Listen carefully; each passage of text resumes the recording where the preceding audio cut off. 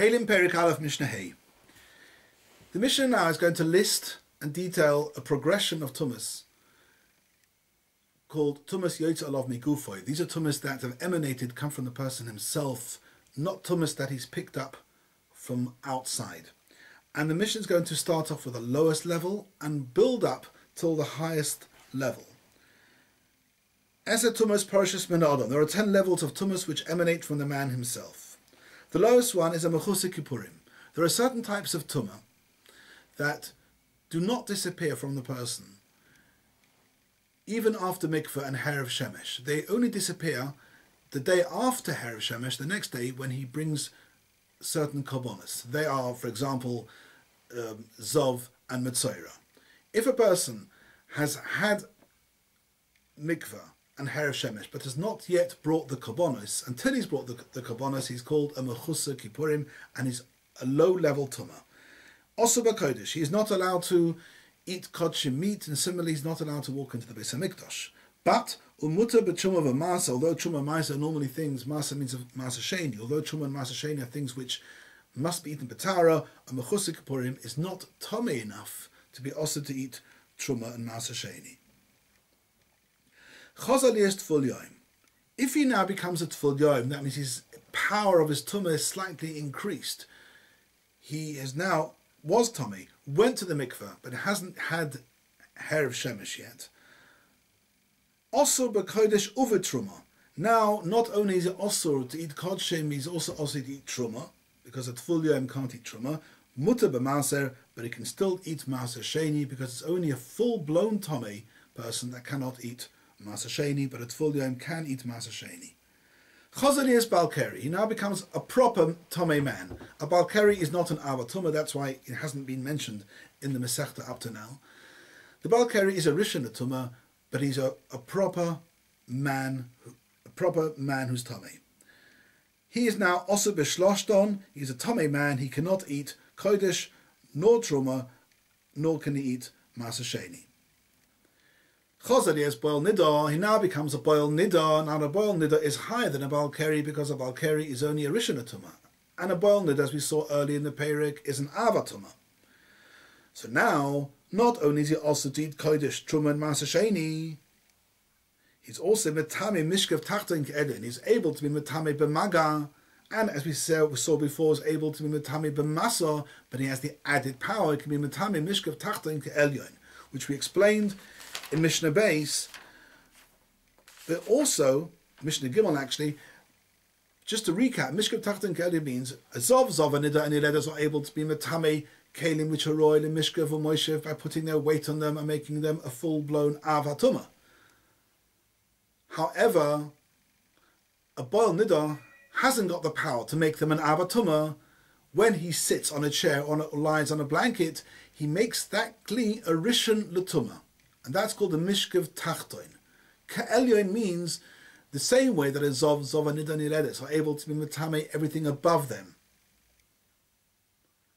even though they're not touching them, to make them into a Rishon. That's called Elyon and Shel Zov. A Baal Nida has the power to be Metame his Mishkav Tachton with the same power as the Elyon Shel Zov, which means the Mishkav, the Medris underneath him, is only a Rishon Atumah. Chazali is Zov Sharash Deiriyos. Now this Baal Nidar now becomes a Rav who's seen 2 Riyos. So he becomes a full-blown Zov. For all the powers that a Zov has, he has as well. Which means, Metame Mishkav Moshev, the Zov is Metame, as we said before, Mago, Masa, Tachazav, and Masama, and also able to be Metame, actually create a Mishkav Moshev by lying or sitting on a Kli which is royal in Mishkav Moshev, known otherwise as Medris. That Kli becomes an Avatuma. And v'tzorech bias mayim chaim, and as opposed to all other tmeim who can go into any mikveh, a zov needs migzeres hakosuv to go into a mikveh which is made of spring water mayim chaim. Batu potum and a korban. A zov who's only had 1 re'ir has got a din of balkeri. A zov who's got 2 re'irs has got full dinim of zov as far as his power koyach to be metame other people to make mishkav moshev. But because he's only seen 2 re'ers, he doesn't have to bring the korban mentioned in Parshas Metzora, where he brings a bird, 2 birds, an oil and a chatos. Rosh Shalosh, however, if he sees 3 re'os, then he's not only has he got the power to make mishkav v'moishav, and he needs bias mayim chayim, chay b'korban. He has to bring the 2 birds on the 8th day in order to become completely tahor. Next, chazal yes metzora musker. We now take this man, he now becomes a metzora musker, which means he's a metzora, but it hasn't been decided and muchlet by the kohen that he's a metzora. He's still at the stage where the kohen is locking him up for 7 days to find out whether he becomes a metzora muchlet, whether he gets the simonei tumah. While he's a metzora musker, he still has all the powers to be metame like a regular metzora. Metame bebiyah, and the most important one is, which we mentioned in the Mishnah Daled, that a metzora is able to be metame anything in the room that he's in, and that includes a metzora musker. The difference between a metzora musker and a metzora muchlet, says the Mishnah, potum min priya min parimo. A metzora muchlet, somebody who's been decided 100% that he's tomei, has got a din that he must tear his clothes and let. Priya means letting his hair grow. Prima means he's got to tear his clothes. A metzora musker doesn't have to do that. Another difference is that a metzora muchlet, when the nega goes away and he now wants to start the process of tahara, he has to have a full tiglachas, do the ceremony with the 2 birds mentioned at the beginning of Parshas Metzora, then go through another 7 days, and then have another tiglachas, and then bring korbanos. And that's all included in the Mishnah's words, Mina tiglachas, mina tziporim. A metzora muchlet has to do these things. A metzora musker doesn't have to do all that to become tahor. He just has to go to the mikveh. If you were to be a metzora muchlet, chay b'cholon, then he'd be chay b'priya, prima, and tiglachas and tziporim.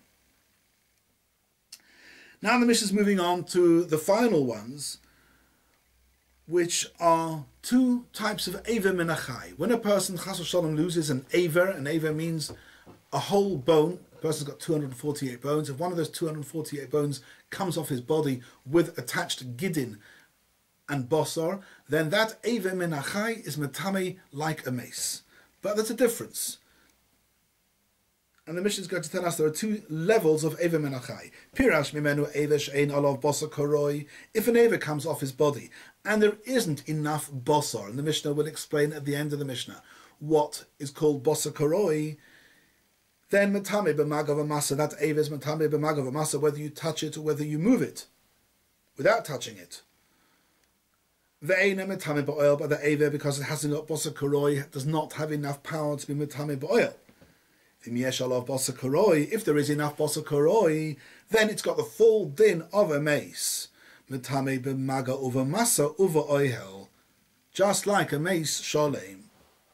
Shiur bosor koroi. What is the shiur of the words bosor koroi?